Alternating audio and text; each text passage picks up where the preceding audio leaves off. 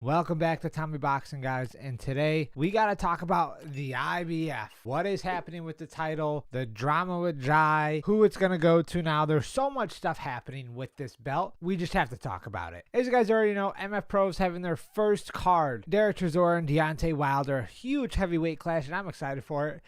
And I'm honestly even thinking about doing a watch party live stream, so let me know in the comments if you guys want to see that. And for the co-main, we have Viddal Riley going against Masternak for the European title. Not only just for the European title, but now it is an IBF World Title Eliminator. That is huge, and we'll get into why that's huge in a sec. But as you guys know, the reason the IBF is up for grabs in the cruiserweight division is because of the whole Zuffa Boxing, Jaya Pataya, Dana White, IBF beef. Like, basically Zuffa Boxing versus the world at this point. And I'll do an in-depth breakdown, but you guys know what's going on. They stripped him last minute, blah, blah, blah. It was a whole thing. I'll do a big breakdown on that in a separate video. But Viddal Riley has the chance to become a world champion. And that is insane. That's awesome. That's amazing. No one was expecting this. Viddal wasn't expecting this. I don't think even Masternak was even expecting this. They were all just going, oh, European title, then we'll work our way up. Because of that drama with Zuffa, now there's no cruiserweight IBF champ. So it's up in the air. And that has brought up some big conversations. If you guys don't know, I'm rocking with Viddal. I think he's going to get it in the bag, and I think he's going to be the contender to get the IBF belt next fight. So the big question is, honestly, who is Viddal going to be fighting for the IBF belt? Ladies and gentlemen, I know who it's going to be, and it makes perfect sense. It's going to be none other than Chris Billam-Smith. Without a doubt in my mind, it's him. Because right now, he is currently number 3 ranked. There's no number 1 or number 2, which is a little weird, but I have a reason, even more now thinking about it, why that's the case. Chris is number 3, so he's technically the highest ranked because there's no 1 or 2, so he's number 1 in the division. Technically,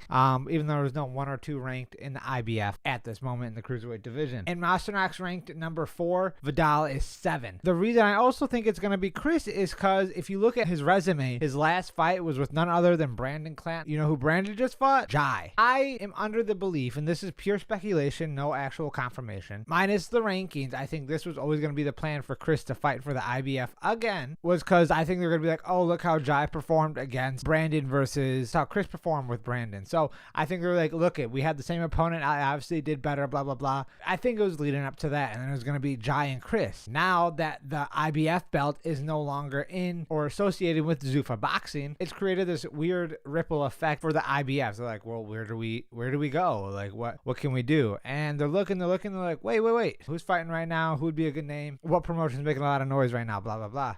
MF Pro, I think they're making some really good noise. They have a phenomenal main event. Viddal is a co-main under what I think is going to be a very huge card. And they said, you know what? This makes sense. I don't know what his ranking was prior to all of this, so this is pure speculation. But they said, look at this fight. Masternak's up there. Vidal's in our rankings. You know what? This is the cruiserweight fight that's happening right now. Looks pretty good. Let's make them an IBF World Title Eliminator. Whoever wins this fight next is going to fight Chris. I think that was IBF's plan regardless. And I think it's happening this year. I don't see it happening next year. I don't see delays because Chris hasn't fought in over a year. The last time he fought was on the first Chris Eubank Jr. and Conor Benn card, the same card Viddal fought on. So I truly do believe it's gonna be probably fall. I don't know when exactly. Again, it's so variable. So I truly do believe it's gonna be Chris next, and it's gonna be in the fall. And I think it's gonna be a main event for MF Pro. And these two fighters are from the UK, so this would be a pretty big event in the UK. I don't know how big, but it would make some noise in England, UK, wherever they have it. All my UK people who are watching, let me know in the comment section below where would the best venue be for this fight. But it would be a good fight, especially if you build the undercard right.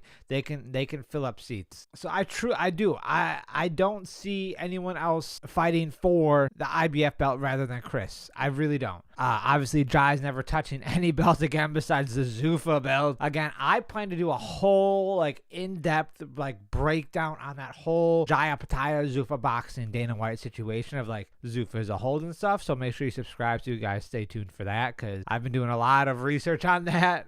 Really make sure I have my P's and Q's in order before I just start blabbing on. But yeah, this is the fight to make. This is the only fight to make after Viddal gets that W. Other names on there really don't make sense. You know, sure, they've had had great performances and blah, blah, blah. But name value mixed with the resume Viddal has, it's a perfect recipe to get the IBF belt. And it's the perfect time. MF Pro is also going to be very aggressive with getting that fight because second show, they get a chance to have a world title on their events. Are you kidding me? They're going to be hunting that thing down. Saddling Bros aren't going to be playing when it comes to that. In my head, that makes the most sense. I don't see it going any other way. If they do, I'll honestly be very disappointed. Perfect matchup. Feels like it just lined up very well for this to happen. So I guarantee you after that Masternak and Viddal fight, you're going to see Chris and Viddal go to 1 and 2, and then Masternak and who gives a shit after 1 and 2? We're here talking about the top contenders. So, and if I see that Chris is there, I am spamming in the comments that I was right the whole time. I'm going to go crazy. But yeah, that's really all I really have to say about this. This is the perfect matchup. It's in the UK. Objectively looking at it, it's Chris next. Regardless of who wins, it's Chris. That is what I see happening. I'm excited for this card. I just keep getting more and more excited for this card. April 4th, I'm going to be watching. And again, let me know in the comments if you guys want me to do like a live watch party of it. I think it'd be a lot of fun. But yeah, that's all I have to say about it. Let me know in the comment section below what you think about this whole IBF World Title Eliminator thing. And don't forget to leave a like and subscribe, all that good stuff.